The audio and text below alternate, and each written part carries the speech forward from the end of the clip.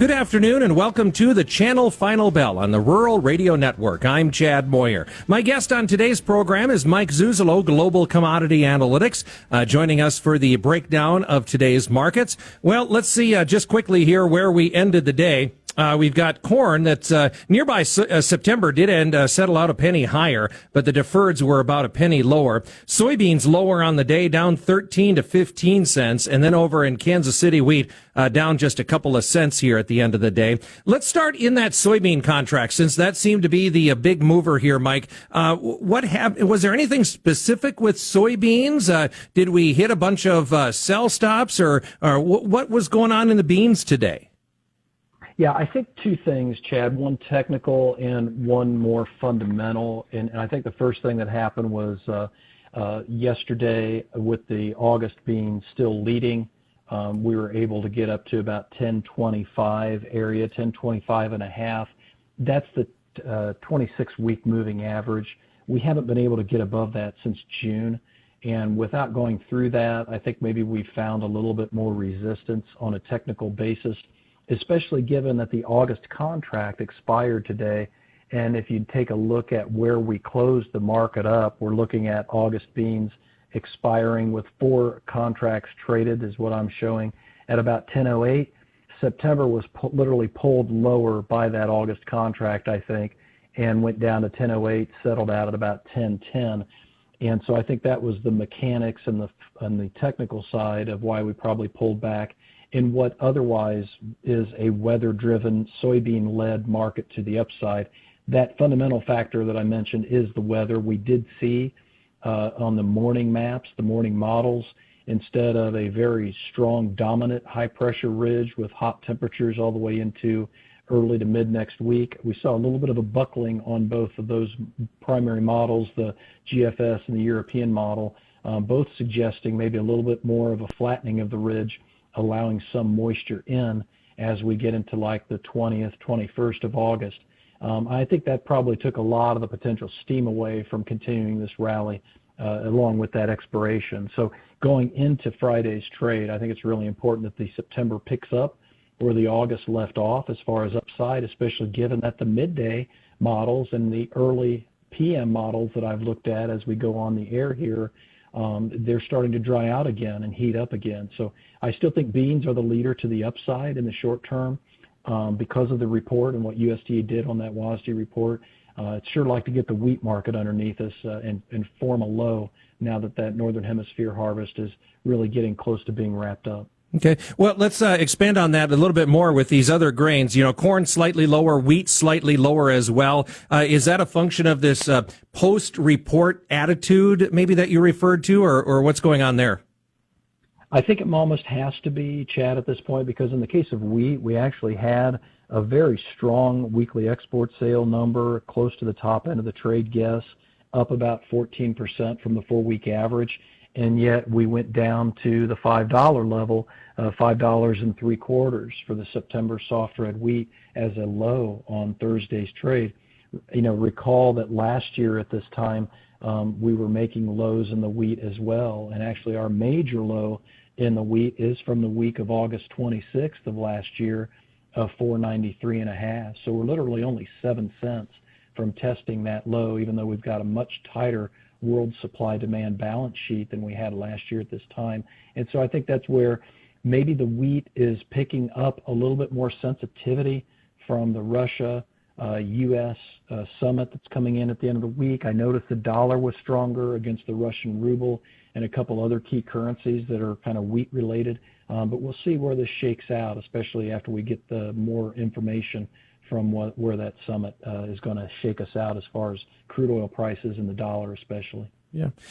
Something that at the beginning of the program, you referenced this idea that maybe we're getting back into a weather market.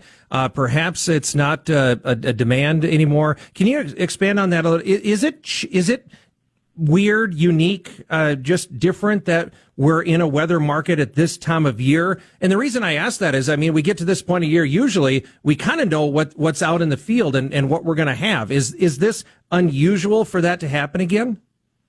That's an extremely insightful question because it feels so much like last year. You know, when we talked a couple weeks ago, We were talking about, between you and I, the idea that the trade should be getting to an idea of, with improving exports and a dollar currency that's down 10% year to date on the broad index, we should be getting a demand low mindset starting to form.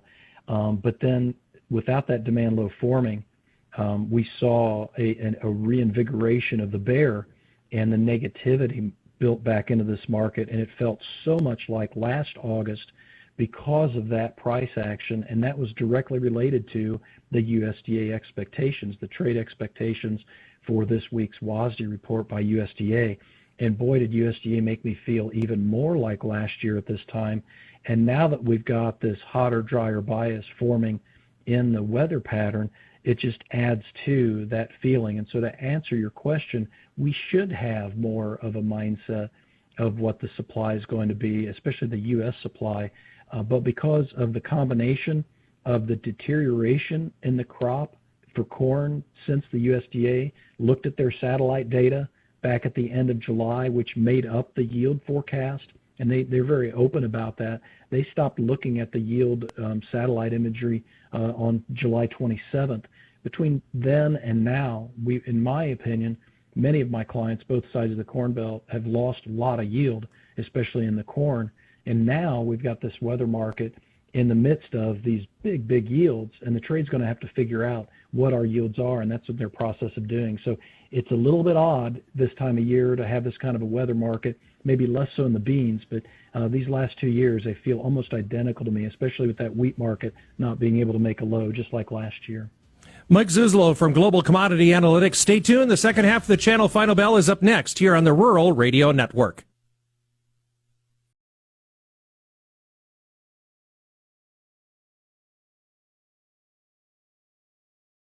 Channel Final Bell on the Rural Radio Network. I'm Chad Moyer. Again, Mike Zuzolo, Global Commodity Analytics, on the phone with me today. And again, referencing something from the first half where you talked the political situation.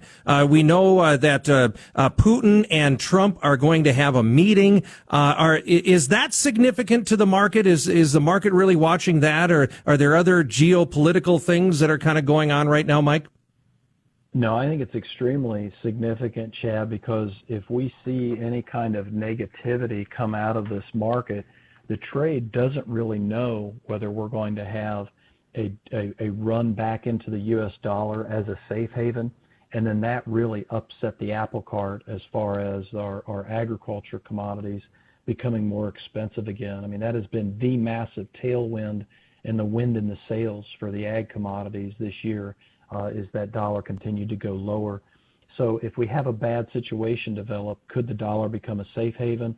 I think you can make that argument, but by the same token, I'm hearing a lot more about other countries joining China and Russia and India and Brazil in terms of the BRIC countries.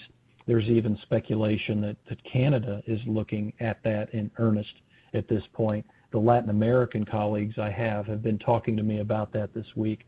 And so if that's the case and things go bad, does that mean the United States sanctions Russian oil? And does that shoot the price of U.S. oil futures sharply higher?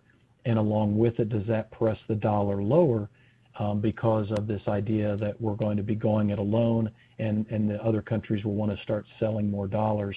So it really is a historic event, and it really does bring you back to the time period that we're living in, that we are essentially moving away from 70 years post-World War II global economy type globalization type mindset, and the financial money that has not moved yet is still watching and waiting. So it is a big meeting, in my opinion. All right. Well, we'll see what the keys are coming out of that.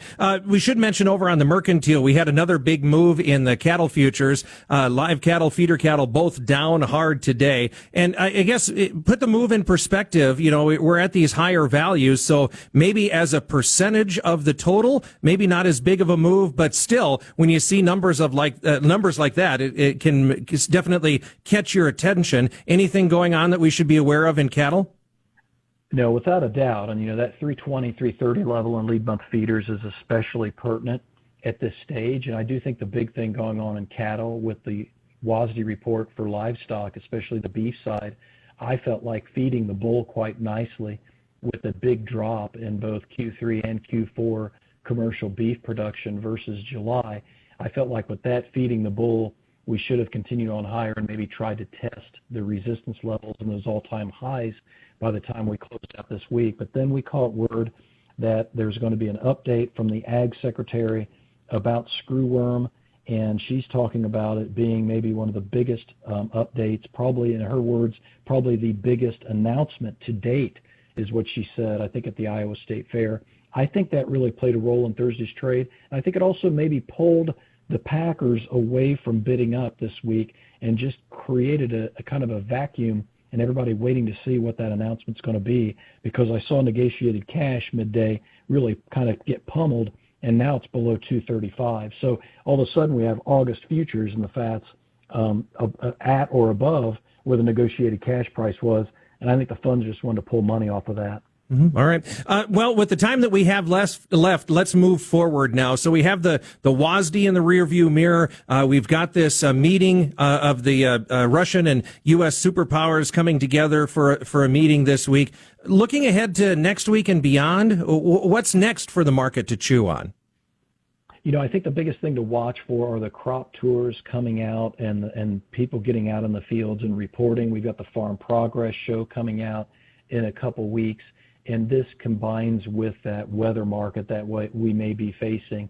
And this is where, if the weather stays very, very dry and hot, I could see where the trade would want to say, okay, we're moving towards a 250 carryover in soybeans, and it takes the pressure off that big South American crop. So I'd still say beans are the leader to the upside with weather in the short term, but it would be great. And last year specifically, corn and wheat both made their lows on the week of August 26th.